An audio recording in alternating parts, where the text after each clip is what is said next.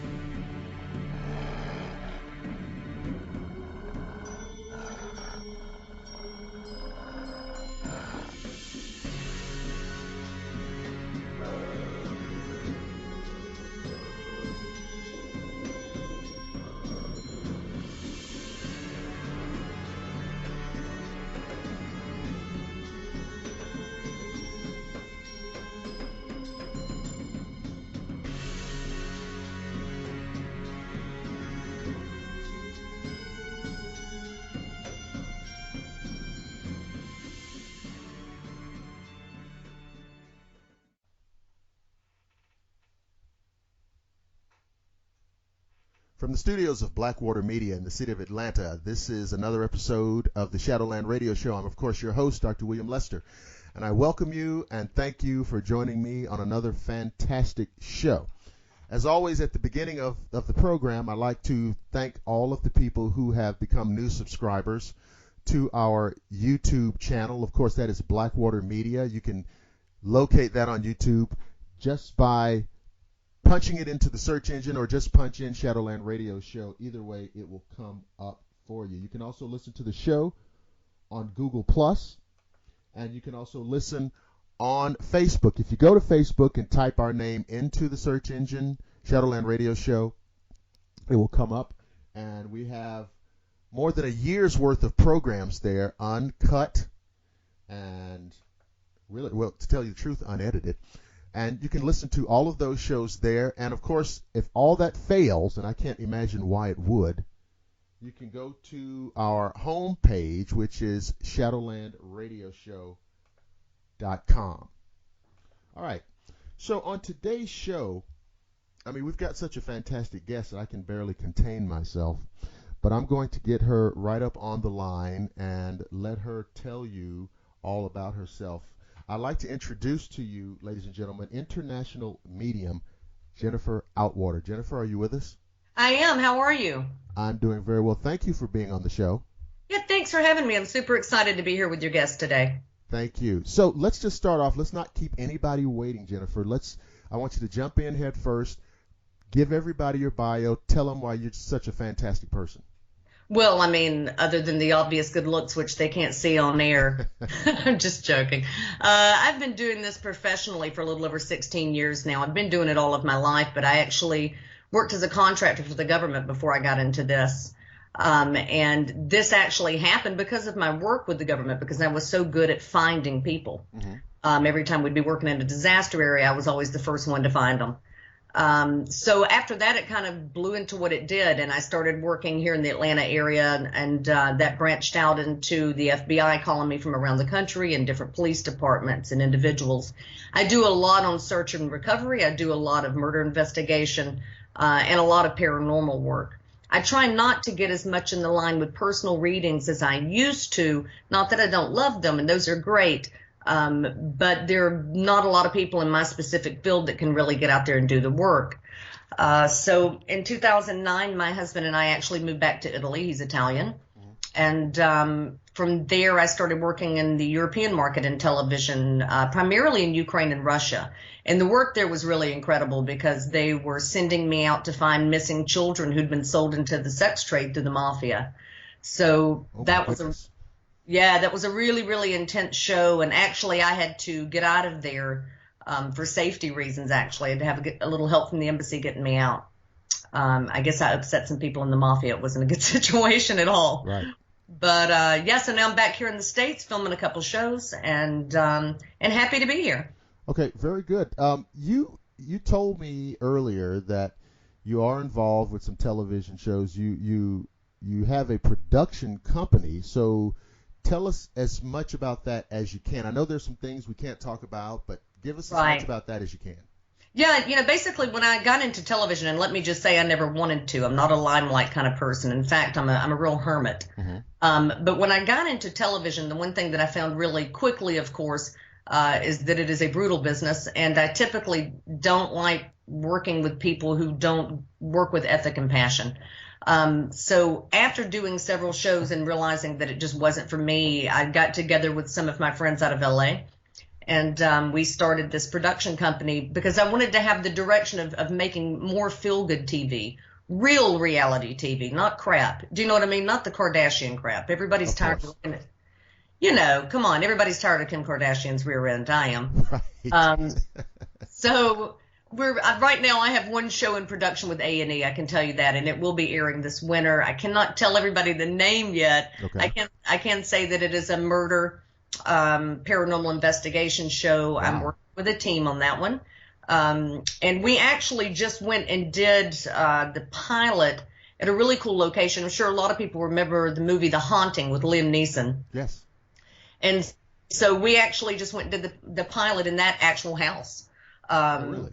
Yeah, which was crazy intense. That place is insane. Insane. I mean, there was just so much paranormal activity. The EVP we got is incredible. So yeah, we did that, and then I can say that now I've got a show. Again, can't tell you the network, but I can tell you that it's called Working the Dead. Wow. And this show is my show. It's one of the ones I produced with my partners. It's a unique show because it's the first time that we're joining two concepts. Everybody with paranormal shows, you see the very typical thing, which is the crew of guys going out, they do the investigation, and it's really dramatic and scary, and that's great. You know what I mean? There's a huge market for that. But I think if we're ever going to grow spiritually as a species, we have to start putting things out there that are also okay for children to watch, that doesn't freak them out to the point of no return. Right. So in this show, Working the Dead, that's what we're doing. I open every show with a session very similar to what John Edwards used to do. Okay. And then that session, the people that we're speaking with, always coordinates with the investigation we're doing. And I do have different teams across the country going out to investigate paranormal activity. Mm-hmm. The difference is we're only showing the EVP work. We're only getting specific with the EVP because we want people to understand that there's not such a big gap between what we consider life and death. Okay, well, Jennifer, right there, this is a good little teaching moment for us and the audience.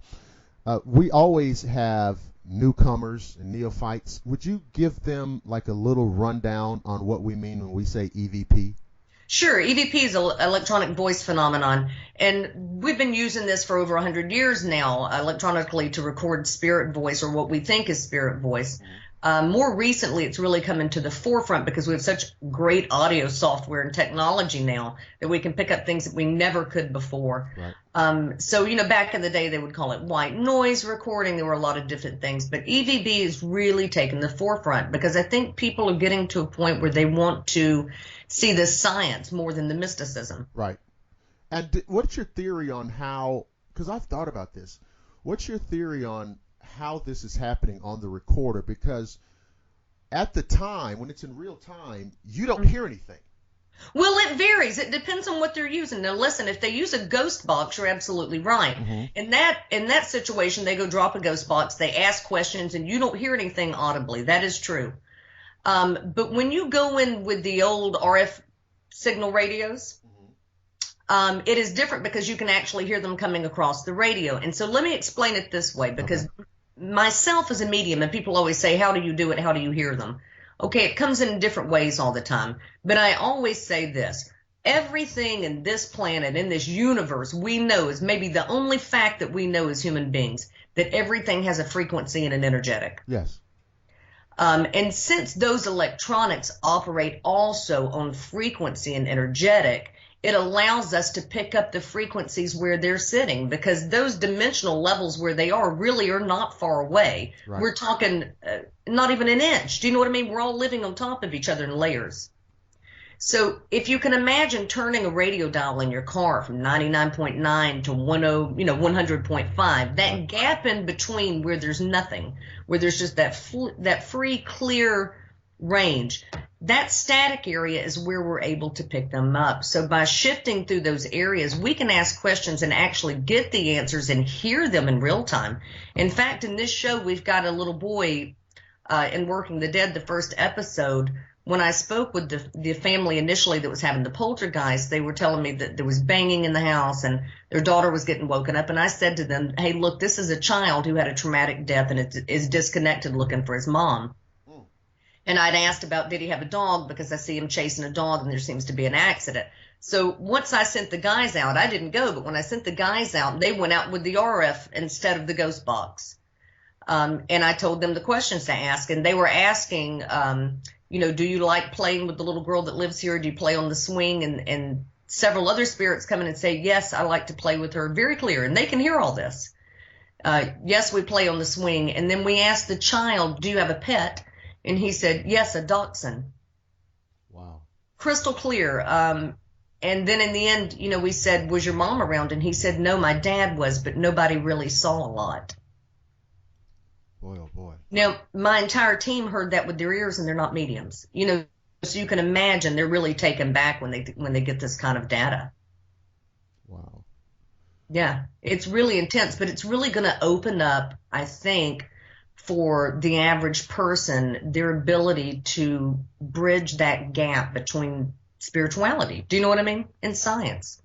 Well, I've talked about that with other guests before in terms of as our technology grows and expands, I've always thought that we're going to get to the point, or we're getting to the point, it's a process, in which the technology is going to break through some of this stuff.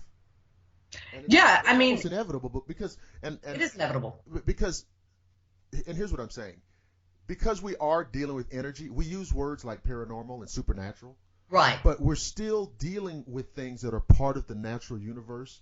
Absolutely. So we're going to be able to penetrate some of it. There will probably always be some aspect of it that we just don't know. But that's true of every discipline, right? Yeah, absolutely. I think there will always be some of that. And I hope at some point in the near future we get to lose words like paranormal. Because in fact, it's not something that's out of the normal. Do you know what I mean? It's absolutely, like you said, completely natural. Right.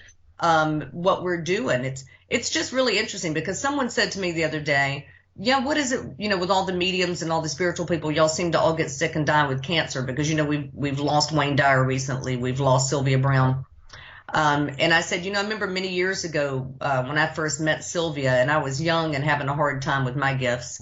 And we were talking about that. And she said, you can't keep your finger in a light socket for 40 years and absorb all that energy and think it's not going to mutate your body. Good point. Well, it's kind of the same with the merge that we're making now with science and what we call parapsychology or mysticism, the spiritual world. Right. At some point, we don't have a choice but to acknowledge that we are directly connected into that. Right. And at some point, it is going to physiologically and mentally change the condition of how we view our own existence. I think so, too. I think, and even now today, I mean, you have these people who just say they're in the mainstream sciences. And if you listen to what are they talking about? They're talking about things, different dimensions. Right. And they're talking about different aspects of consciousness. Right. And just things that, previously they would never even go near. Oh, gosh, no. They never would have touched quantum physics with a 10-foot pole 15 years ago. Right. But and that was a mystery back then, right? It was a fairy chasing, tree hugging dream, and now it's a reality. So, yeah, I mean, listen, it's so basic. For me, I've always been much more scientific than spiritual, even with the work that I do. Mm-hmm. I saw one physicist on a TV show going on and on and on, and he was talking about time travel.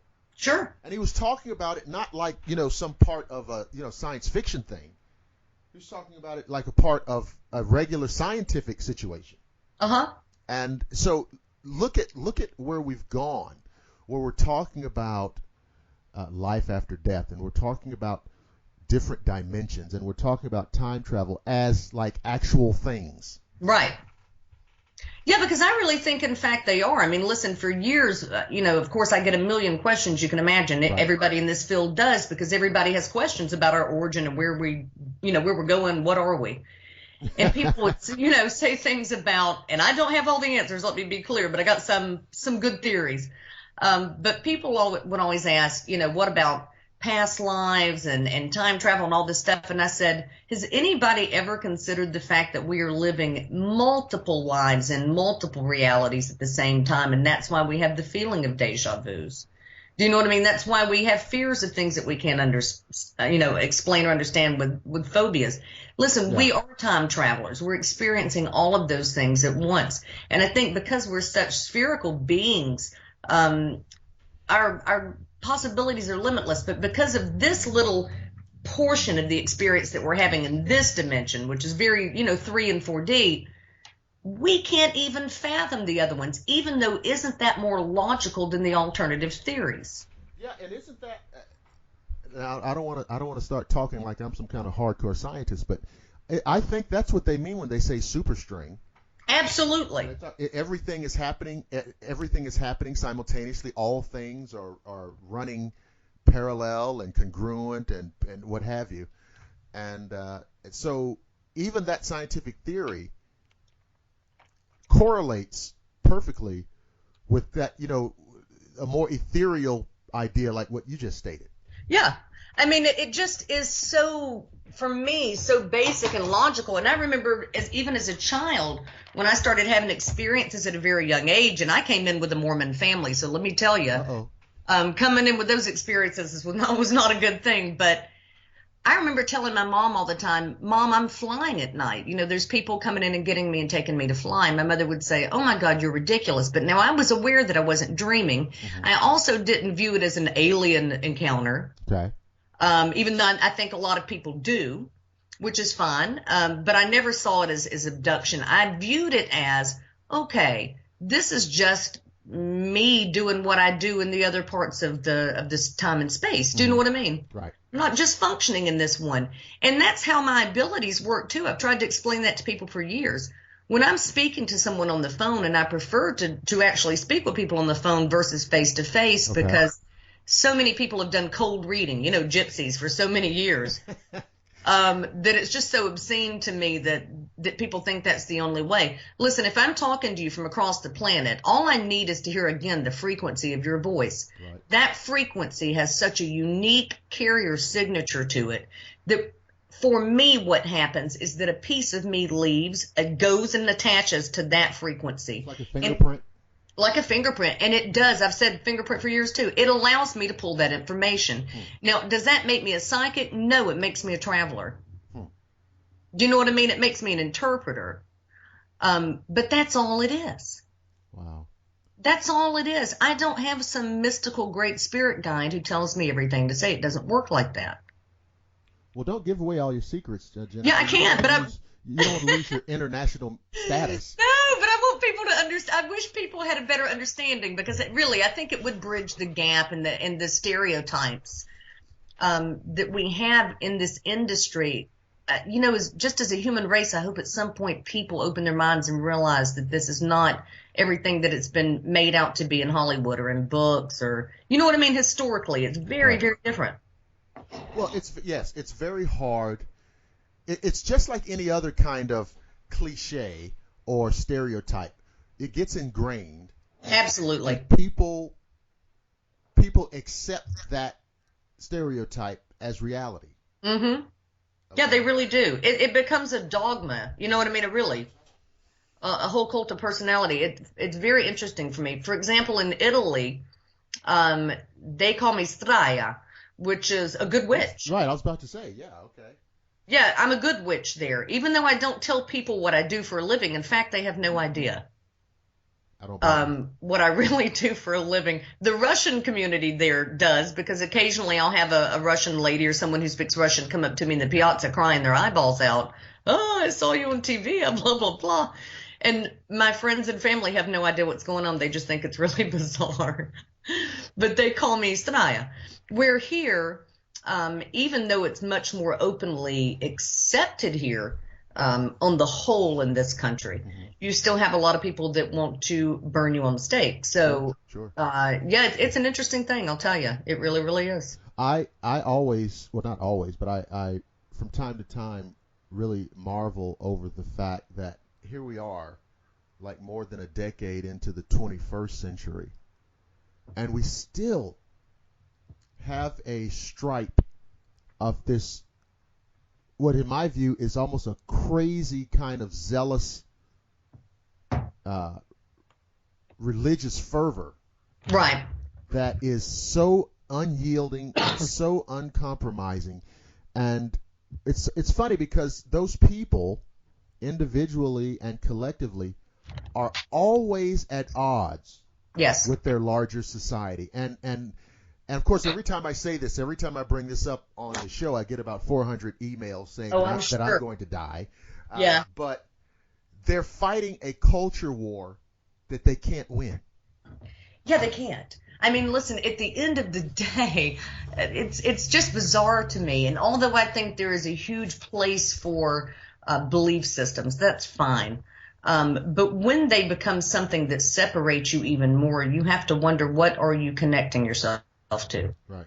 You know, the greatest freedom, I think, in this universe is belonging to everything and nothing. Right. But I don't, at what point do we get people there? I don't think ever, because I think in this dimensional reality, people are just too grounded in fear, because everything that I see reaction-wise on this planet has fear base behind it, whether it be ego or, do you know what I mean? Yes. Whatever it is, those are all fear-based things. So right now we're just operating in a state of fear for everything that we do. Yes. It's incredibly, incredibly frustrating. And I know you and I talked about that just a bit before the show. It's disheartening, really, to watch it go down. But there's definitely, I can say this, there has been a big shift. And I was telling my clients way back when, even when the economy was crashing here, I said, hey, guys, listen, don't worry about it right now. But when I do want you to start worrying is 2014, because this planet is going to make such a massive shift on a dimensional level that the people won't be able to handle it physically or mentally. So we're going to see a lot more people going nuts, and a lot more violence. And it's really true. And my clients are like, what are you talking about? Isn't that like the 2012 thing? And I said, no, it has nothing to do with 2012. But it has everything to do with shaking up a Coke can and taking the lid off. Yeah. Isn't it funny? You talked about 2012. Isn't it funny how everybody got so focused on 2012, which was all predicated on misunderstanding the Mayan calendar and what Right. their prophecies and all of that is totally misconstrued. Right. Okay, and they missed what you're saying. And I was talking with someone the other day about, particularly in America, about this uptick in, and again, I'm going to use a buzzword that gets me in trouble with a lot of people. This uptick in this crazy gun violence. Right. And it's so interesting because it's so much on the increase. Yeah. And it becomes so prevalent. And yet at the same time, we're so effed up. Yeah. That Truly. we don't even want to have a conversation about it. It's, listen, coming from the perspective of living out of country for as long as I have. Oh, I can't wait to hear this. And coming from a country where we don't have weapons. In Italy, you don't have guns unless you're a farmer. And even to get a rifle there, you have to jump through hoops you wouldn't believe. Okay. I sleep there with my family with our doors wide open. See? And we don't have problems with pedophiles. Do they exist? Yes, but we also deal with them quietly and very thoroughly and quickly. The issue here is not the guns, it's the people. Well, of course. The people are mentally insane. And I think so much of that has to do with, listen, the media here is bombarding people again with fear 24/7. And I just said to a girl the other day, she got on to me because, excuse me, I'm getting over a cold. My producer that I work with, Lynn, is Canadian, and she's also black. And so she and I are always bantering back and forth because we don't understand the racism issue. We just really don't. Right. So we're joking all the time. She calls herself beige, and I consider myself ivory. Okay. Because I'm not white, and she sure isn't black. Right. But we were laughing about it, and I said, what is it with the media here and the mindset of the people? It's like everybody's gearing themselves up for a race war, and if that's what's going on, then the guns won't matter. Well, that's a very good point. But you know what? You really said something here, and I think, and I've thought about it too, and I have not perhaps thought about it as much from the perspective of what the media is doing. Right. Because I often think whatever the media is doing, they're doing for their own interests and not really anything else. They're serving themselves. Sure. What I thought about that was the following thing. If you just look at America for a minute, and, we have our history here and everybody knows what it is, right? And I realized that in the last, let's say 50 years forward, the social reality has changed. Absolutely. And, the population, demographics, and what have you, it's changed. And you have people over the last 50 years in places, in neighborhoods, and positions, and jobs, and companies, and in society, which didn't exist before. That's right. And I believe, or I think, or I theorize that change, which is like very much in your face, mm-hmm. that change is almost traumatic for some people. It is, because we're still holding on to an old mentality when everything else is shifting around us. Absolutely.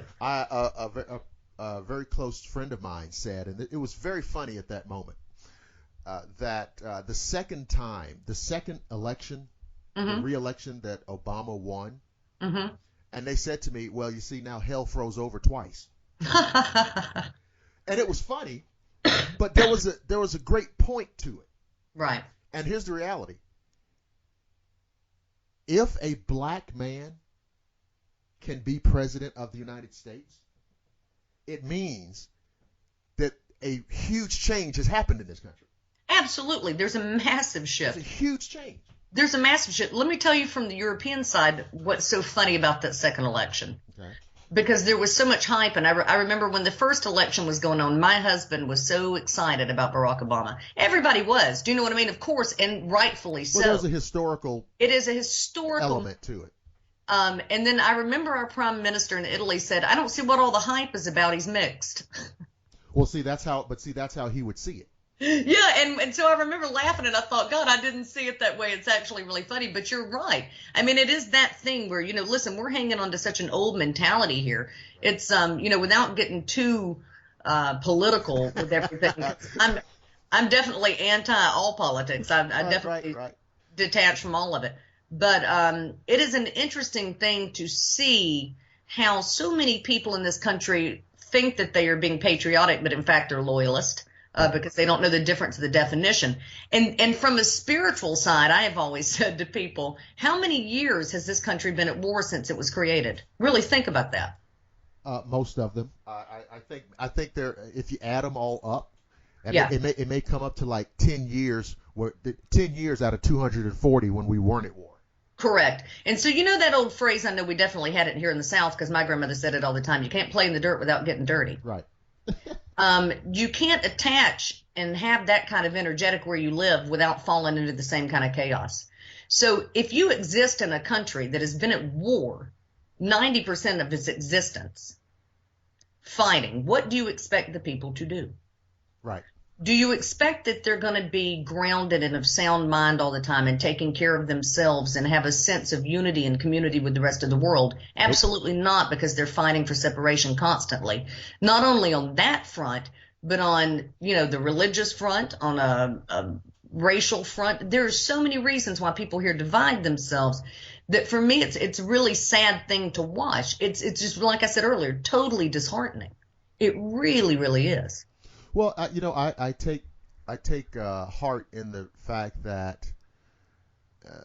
things always change in the direction of progressivism. I mean, things, time is on the side of progressivism and open-mindedness, and Right. I think that's the future. I mean, history is, if you are bogged down in the old world mentality and excessive nationalism and Right. racism, you're a relic, you're an anachronism, and history's not on your side.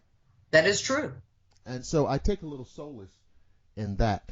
So, but I wanted to ask you, Sure. even that we know that you're international, and Mm-hmm. but like if somebody's listening to our show right now and they're in Atlanta or they're somewhere in Florida or they're wherever they are, so how do they find you and see how you might be able to consult with them? Sure, absolutely. Well, I mean, first of all, they can Google me. They're going to find about probably a million things. I have to sometimes go in there and giggle. I didn't realize that I was so infamous. But they can go to my website, which is mediumjenniferaoutwater.com, and find me anytime. And, as far as missing persons, murder cases, and paranormal situations, I'm always here to help. Even in the general sense, if somebody's really having a hard time, listen, I'm always available. That's why I'm here. But they can always reach me in that way for sure. Mm-hmm. Okay, very good. Well, I tell you, now I know you talked about your TV, your production company, your TV project. Some you can't talk about. Is there anything else big coming up for you that you can tell us, or? Well, yeah, we actually do have some bigger things coming up for sure. We have a couple of books that'll be coming out, but we've also got a new series that we're working on right now. That is called Conspiracy 911. It will be, again, I said to you earlier, I'm always trying to bring things back to a positive point where everybody can get involved, because the way we're looking at what we're doing with our work, not only in television production but with writing, is we're trying to create a positive outlet influence for people to change their view. So this one will highlight, modern conspiracies, not old stuffs, and then a solution. How do we fix this? Nobody ever says, hey guys, listen, the world sucks, but there might be a possible fix. So we're going to explore those things. If Anthony Bourdain and Jesse Ventura's conspiracy theory had a baby, it would be this show. Okay. But that's quite a visual. It is quite a visual. But that's really where my work is shifting so much in that direction, because I think it's the thing that's needed most out of my gift at this point. Although I am here to help people on an individual level, there's no doubt about that. We have to have people coming in that are working on a higher consciousness to help facilitate a greater shift, or at least ease in the shifts that we're making.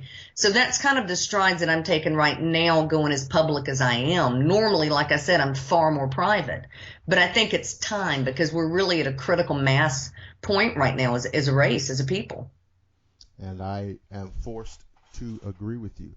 So, ladies and gentlemen, I hope you've enjoyed listening to Miss Jennifer Outwater, international medium, and as you could have heard, she's a media mogul and everything else.